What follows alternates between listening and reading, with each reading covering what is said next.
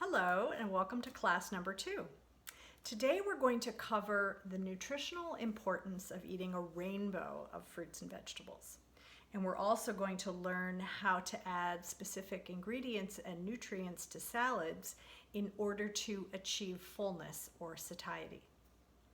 The American Heart Association recommends that we eat at least 9 to 10 servings or 2.5 cups of fruits and vegetables each and every day. So what would that look like? Well, here's one example. 2 cups of leafy greens, a cup of cauliflower, some small bell peppers, a banana, and 2 small clementines. For some other suggestions on how to achieve that total, check out the website, The Kitchen, Kitchn.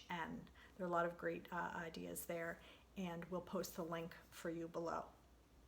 Now, one strategy that you can use to achieve that total is to make half your plate fruits and vegetables at each meal. So here's an example of a plate that has 1/4 of a plate protein, 1/4 of a plate starch, and then the other half of the plate is vegetables. And then there's a serving of fruit here on the side. Another way to do this is to look at your shopping cart when you go to the supermarket. And when you go to pay, look to see if your cart is half filled with produce. So why is it important that we eat a variety or a rainbow of fruits and vegetables? Well, each fruit and vegetable has a unique combination of nutrients, and different colors can indicate different nutrients. So when we eat a variety, that's one way to ensure that we're getting as many nutrients as possible. So when we eat green spinach, white cauliflower, red bell pepper, purple potato, yellow banana, orange clementine, we're eating a lot of different colors, getting a lot of different nutrients. Antioxidants are nutrients that help protect our bodies from cancer, keep our eyes sharp, our skin healthy, the list goes on. And different antioxidants are found in different foods. It's important that we get our antioxidants from foods for a couple of reasons.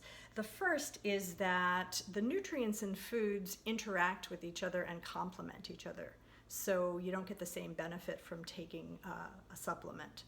The second reason is that fruits and vegetables are rich in fiber, and we need fiber to keep our bodies regular and to prevent diabetes and heart disease, to maintain a healthy weight. Fiber is great for us in all different kinds of ways. It's in the flesh as well as in the peel and in the seeds. So it's great if we can eat all the parts of the fruit and vegetable whenever possible. So we promised you budget tips with each class, and today we have 4 for you.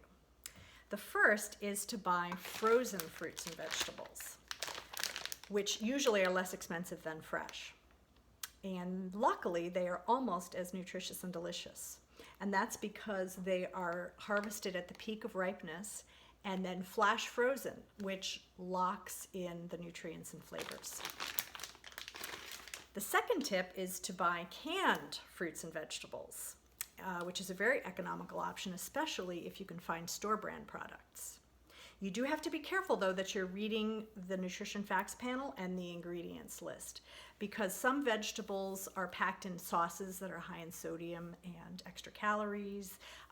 Some fruits are packed in syrups that have added sugar and extra calories. So you want to make sure that under the ingredients list, you just see the name of the fruit or vegetable and nothing else.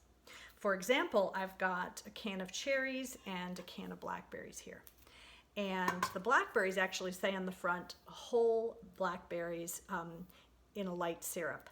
And on the ingredients list, you'll see blackberries, water, and cane sugar. The cherries, on the other hand, are just listed as whole tart pitted cherries and water. So this is definitely the healthier option.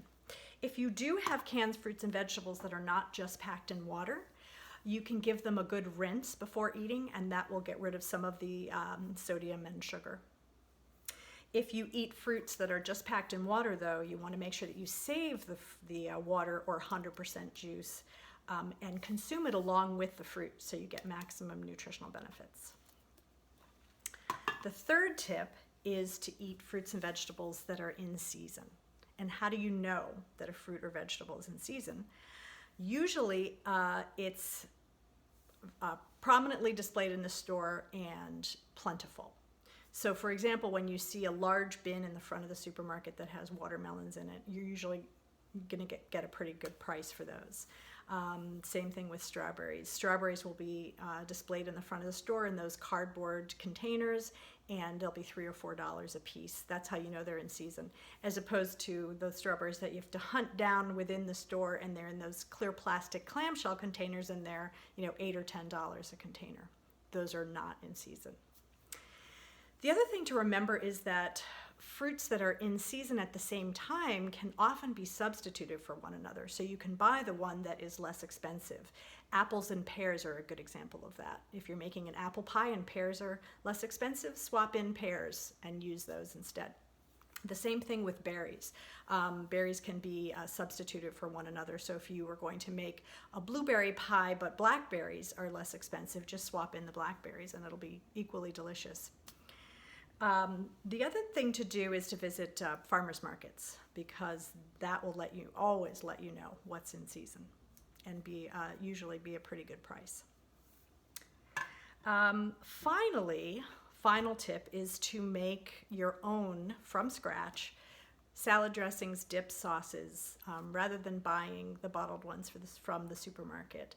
Those are usually loaded with a whole list of ingredients, most of which are unrecognizable, and also extra sugar and sodium. So you have a lot more control over the ingredients when you make your own, and it's less expensive. In fact, today's class involves learning how to make a salad dressing vinaigrette. So enjoy class number 2.